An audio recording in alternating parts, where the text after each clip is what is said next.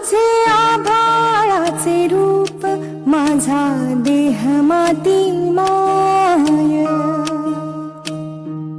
कधी करपले दूध, कधी दाटलेली साय.